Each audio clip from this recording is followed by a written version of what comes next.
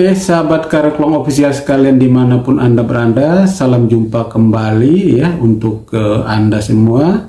Semoga kita semua senantiasa berada dalam keadaan yang sehat dan selalu dilindungi oleh Tuhan Yang Maha Kuasa. Oke, sahabat-sahabat sekalian, topik kita kali ini cukup keren ya, cukup menarik, yaitu terkait dengan kosakata tegur menegur ya. Selama ini kita sering mendengar kosakata itu biasanya di lingkup pendidikan ya, di mana guru atau kepala sekolah sering menegur siswanya. Teguran itu terjadi karena siswa tersebut atau siswa bersangkutan melakukan sebuah perbuatan atau tindakan yang melanggar aturan atau melanggar norma-norma yang berlaku di sekolah tersebut. Sehingga ketika guru atau kepala sekolah menegur, maka siswa bersangkutan harus meminta maaf dan berjanji untuk tidak melakukan atau tidak mengulang lagi perbuatan yang sama. Oke, sahabat Kareklong Official sekalian, tetapi kali ini kita mendengar bahwa kosakata tegur menegur itu justru berpindah ke istana ya. Presiden Jokowi berulang kali menegur para menterinya ya.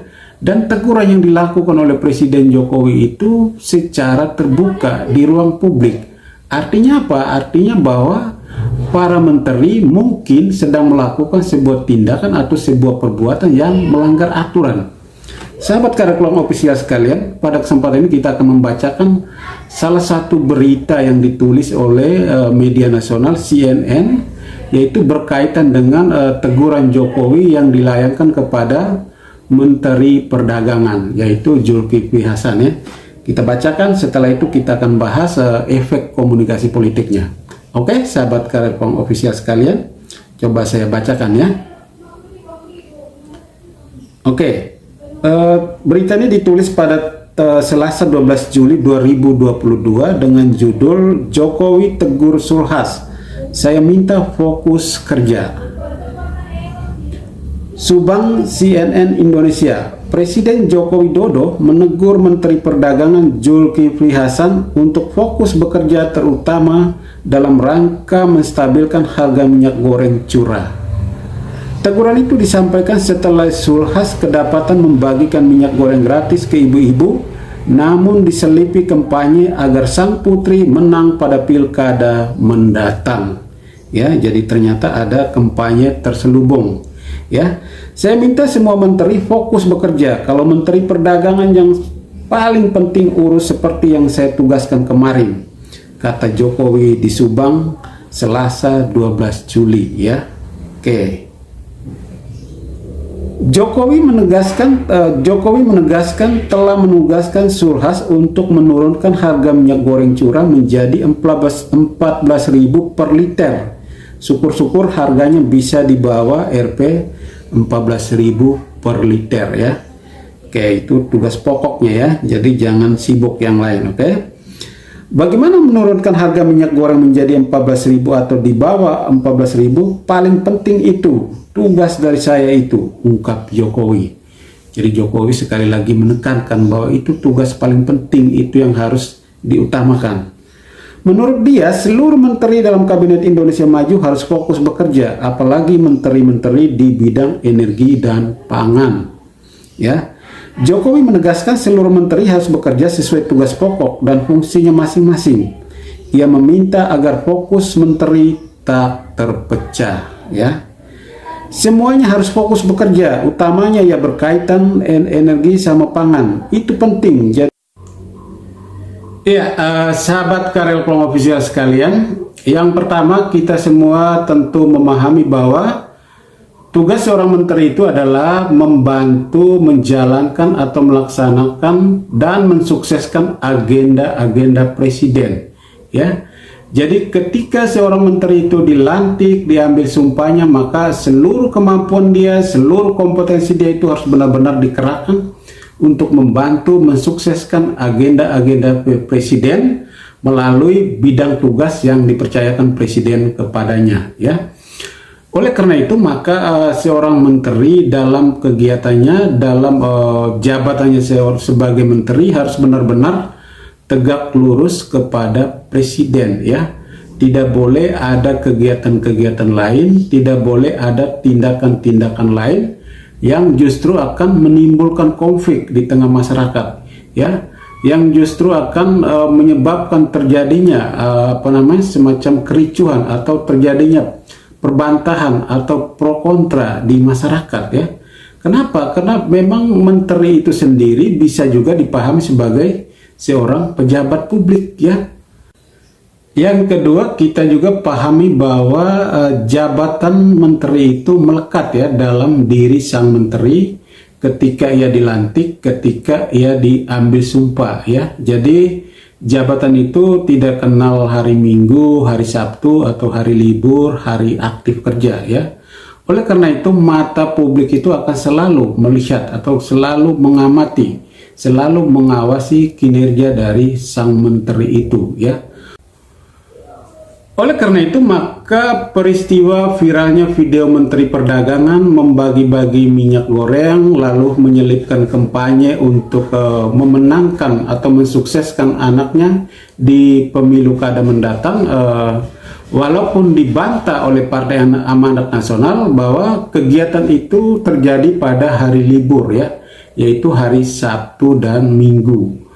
Bagi publik bukan soal itu, bukan terjadi pada hari Sabtu dan Minggu, tetapi sebuah bentuk protes publik kepada Menteri Perdagangan. Kenapa? Karena banyak sekali persoalan-persoalan publik yang belum terurus secara rapi, secara baik, ya.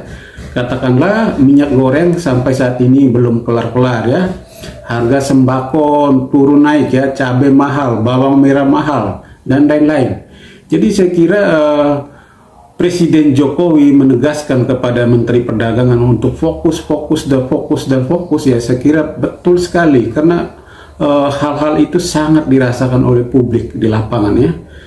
Persoalan-persoalan mendasar, kebutuhan-kebutuhan masyarakat yang harus terpenuhi, sehingga ketika Menteri Perdagangan melakukan tindakan-tindakan atau kegiatan-kegiatan di luar jabatan sebagai Menteri Perdagangan, ya, publik harus menilai, publik harus memberikan teguran, ya, publik harus memprotes keras, ya, melalui presiden menegur, ya.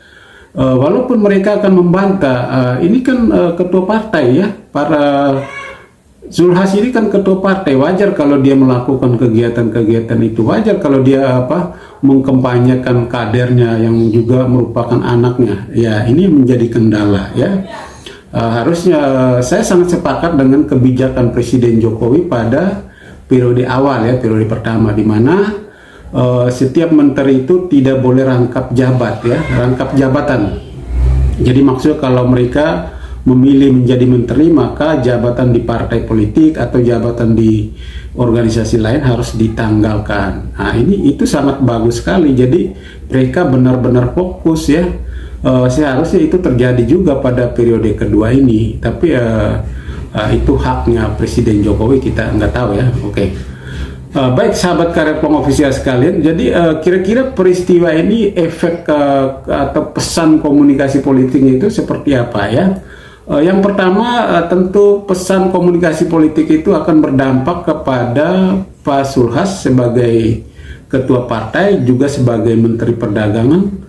Beliau akan mendapatkan hukuman, ya, dari publik, ya, berupa persepsi negatif, ya, terhadap kinerja sebagai Menteri Perdagangan. Kenapa? Karena beliau baru saja dilantik, ya, tapi lebih condong melakukan kegiatan-kegiatan pragmatis yang lebih mementingkan kepentingan pribadi dan kelompok, ya, sehingga itu akan mendapatkan persepsi yang negatif dari masyarakat atau dari publik, ya.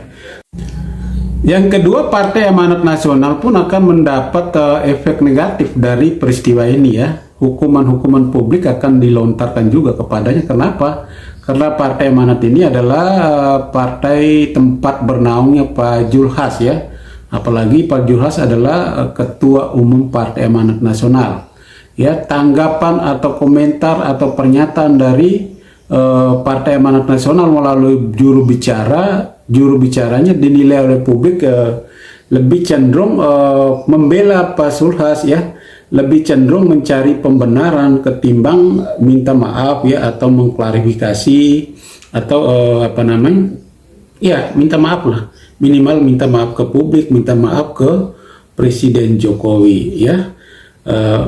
Baik sahabat Kareklong official sekalian, itu adalah analisa, itu adalah apa namanya, komentar-komentar dari saya, pendapat-pendapat saya. Saya kira teman-teman sahabat sekalian punya pendapat sendiri, punya analisa sendiri. Silakan tuliskan analisa kalian, pendapat kalian di kolom komentar channel ini. Oke, sampai jumpa pada kesempatan berikutnya.